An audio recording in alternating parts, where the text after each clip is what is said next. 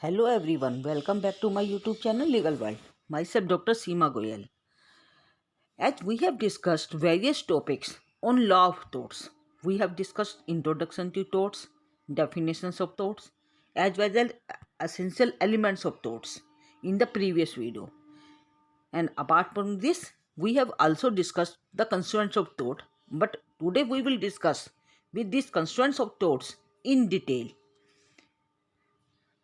यदि हम बात करते हैं कंस्ट्रक्ट्स ऑफ टोर्ट्स की, तो टोर्ट्स को कंस्ट्रक्ट करने के लिए there are three main essentials. तीन ऐसे पॉइंट्स हैं जो अवेलेबल होने चाहिए। वो कौन कौन से तीन पॉइंट है? Firstly, there must be a wrongful act. यहाँ पे एक रॉन्गफुल एक्ट कमिट किया जाना जरूरी है। Means wrongful act is an act which is contrary to law.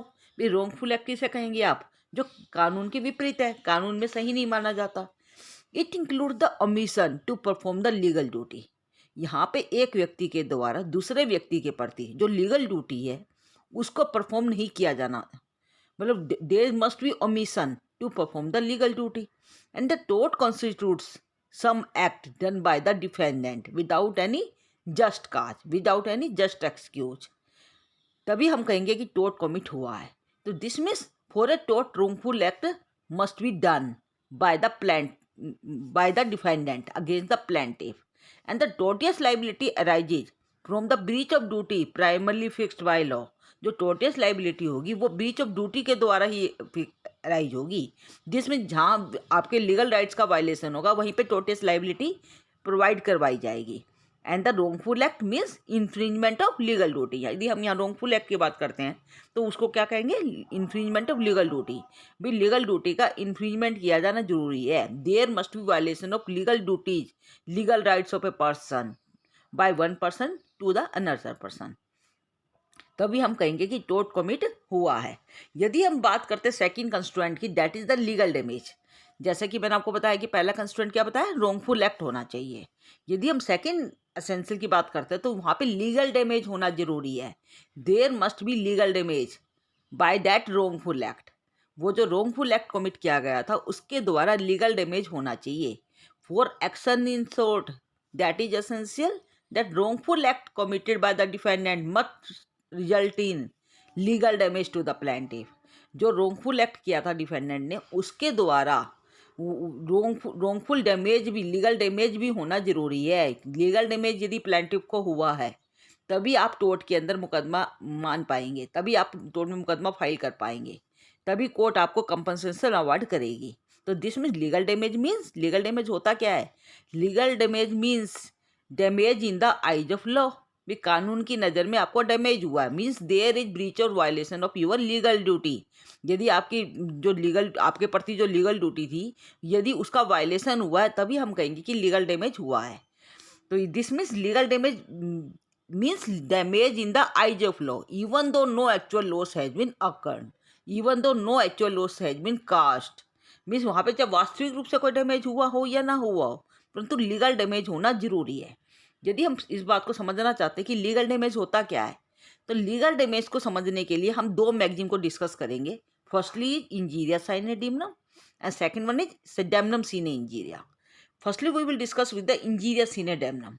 जैसा कि इसके वर्ड से क्लियर है, injuria means legal injury, sine means without, and damnum means actual damage, means legal injury without actual damage.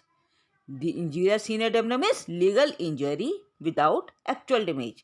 It means legal right of the plaintiff has been infringed.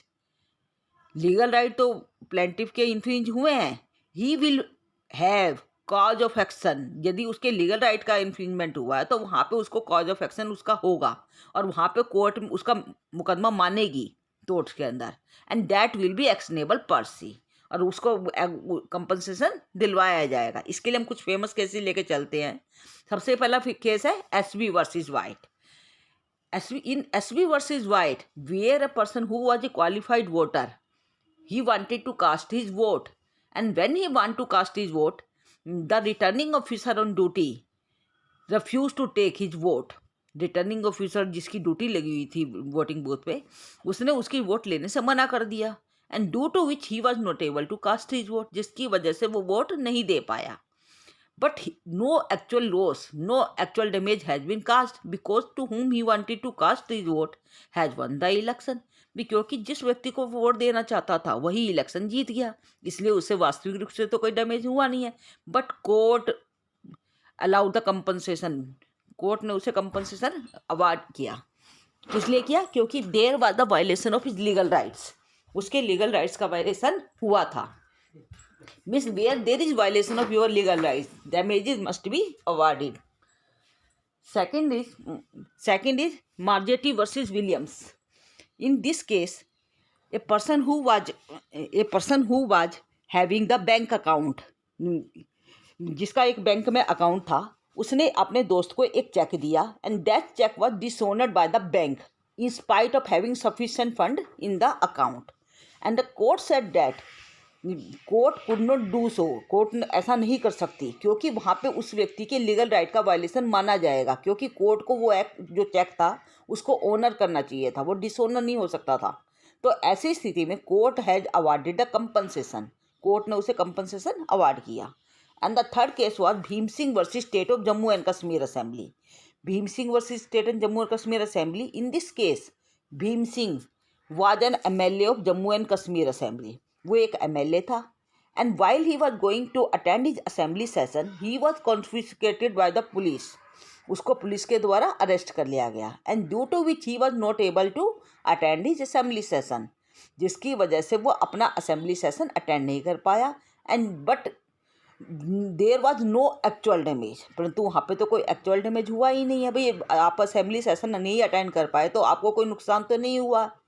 तो but court allowed the compensation, court ने उसे compensation allow किया and compensation was awarded to him, उसको इसके लिए compensation award किया गया था because his legal right to attend the assembly session was infringed, उसका जो लीगल राइट था असेंबली सेशन को अटेंड करने का वो तो इन्फ्रिंजमेंट हुआ है।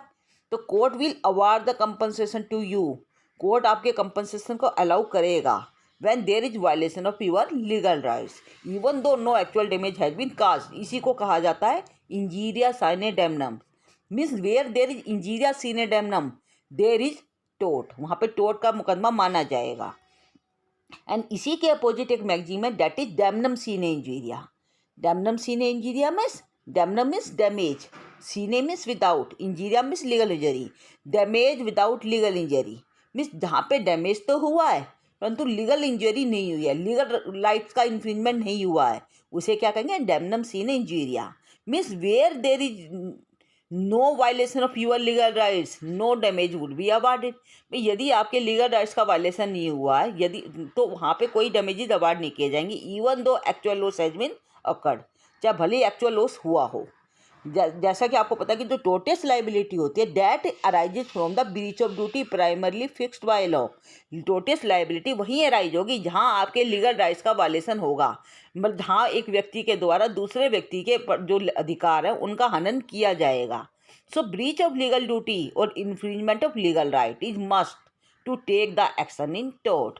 एक्शन कोर्ट में एक्शन लेने के लिए वहाँ जरूरी है कि उसके लीगल राइट्स का इन्फ्रिंजमेंट हो।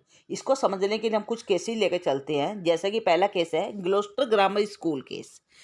इन this case a person who was working in a school, जो एक व्यक्ति है जो स्कूल में काम कर रहा था उसको स्कूल के मैनेजमेंट के द्वारा उसे निकाल दिया गया।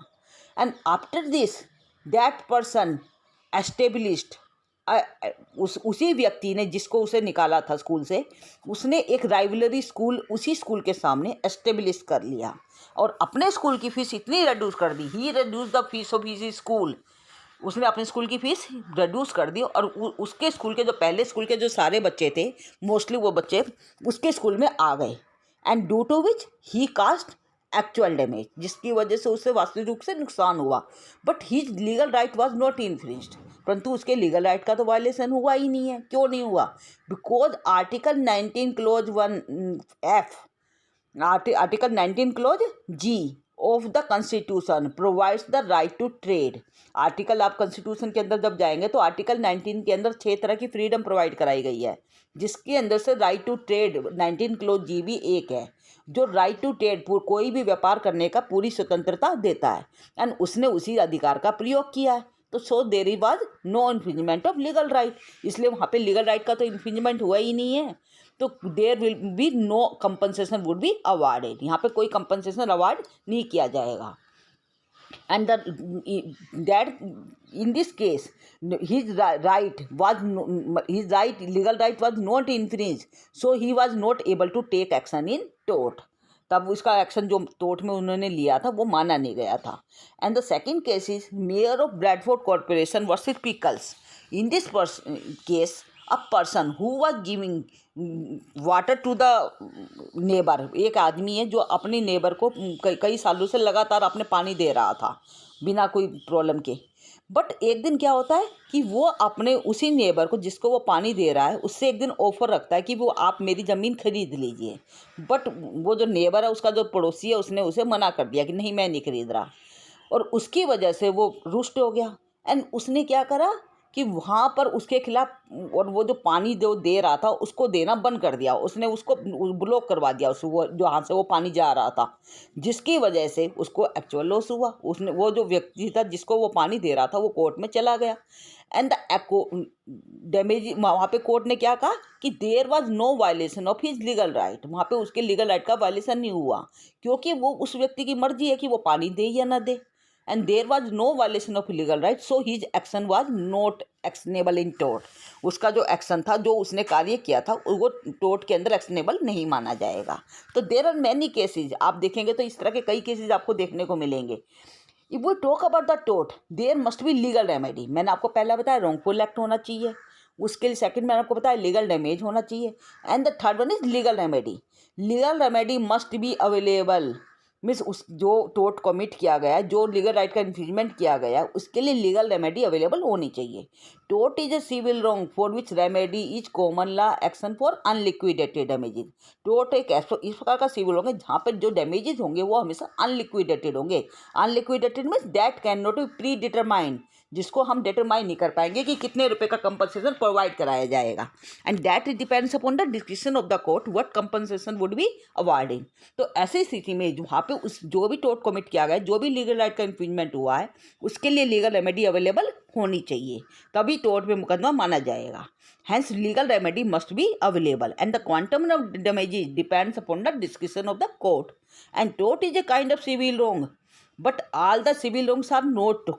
आपको पता होगा कि जितने भी सिविल रॉन्ग होते हैं वो टोर्ट नहीं होते, क्योंकि यदि आप देखेंगे ब्रीच ऑफ कॉन्ट्रैक्ट है या ब्रीच ऑफ ट्रस्ट है, इनके अंदर जो डैमेजेज होते हैं वो हमेशा लिक्विडेटेड होते हैं, वहाँ पे आप निर्धारण कर सकते हैं, परंतु जो टोर्ट होता है उनके अंदर डैमेजेज हमेशा अनलिक्विडेटेड ही होते हैं। तो यहाँ पे tort is a civil wrong which is other than breach of contract and breach of trust. तो an action in tort usually a claim for pecuniary compensation. जब भी आप टोर्ट का मुकदमा जब देखेंगे तो उसके अंदर जो कंपनसेशन है वो पेक्यूनरी कंपनसेशन रहेगा, ना कि कोई पनिशमेंट रहेगा, क्योंकि वो सिविल रॉन्ग है। और जैसा कि मैंने आपको बताया था हर सिविल रॉन्ग के अंदर एक कंपनसेशन का प्रावधान होता है, वहाँ पे कोई पनिशमेंट का प्रावधान नहीं होता। तो वहाँ पे क्या कहेंगे, in respect of damages suffered as a result of breach of legal duty, क्योंकि वहाँ पे लीगल ड्यूटी का इन्फ्रिंजमेंट हुआ है, भाई वास्तविक रूप से तो कोई नुकसान हुआ नहीं है। तो वहाँ पे जो डैमेजेज होंगे that must be awarded and that is unliquidated damages, वो अनलिक्विडेटेड डैमेजेज रहेंगे, और वो कोर्ट के ऊपर डिपेंड करेगा कि कितने रुपए का कंपनसेशन अवार्ड करवाई। And if we talk about the remedies available in cases of tort, there can be two types of remedy। दो तरह की रेमेडी प्रोवाइड करवाई जा सकती है।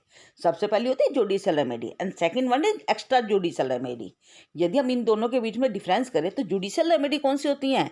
Judicial remedy means which are afforded by the act of law, भी awarding damages, जैसे कि आपको डैमेजेस वगैरह अवार्ड किए जाते हैं, ग्रांट इंजंक्शन ऑर्डर जो दे दिए जाते हैं, तो ये जो चीज़ें होती है ना इनको जुडिशियल रेमेडी के नाम से जानते हैं।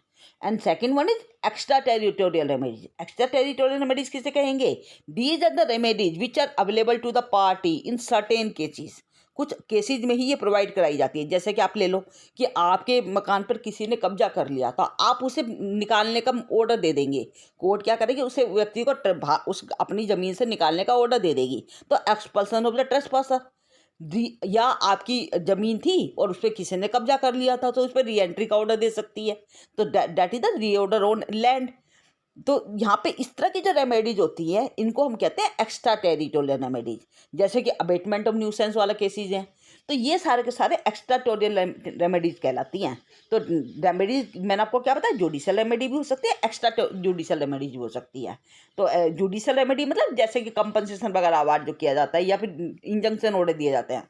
और एक्स्ट्रा जुडिशल रेमेडी जो जैसे ट्रेसपासर को निकालने का ऑर्डर दे दिया, re entry on the land का ऑर्डर दे दिया, अबेटमेंट ऑफ न्यूसेंस का हो गया। तो ये सारी एक्स्ट्रा जुडिशल रेमेडीज कहलाएंगी। And the last one is क्रेस्ट्रीज ऑफ टोर्ट। यदि हम बात करते हैं क्रेस्ट्रीज ऑफ टोर्ट की, तो टोर्ट में जैसा कि मैं आपको बता चुकी, it is an infringement of legal right of a person और a group of individual where the person commits tort.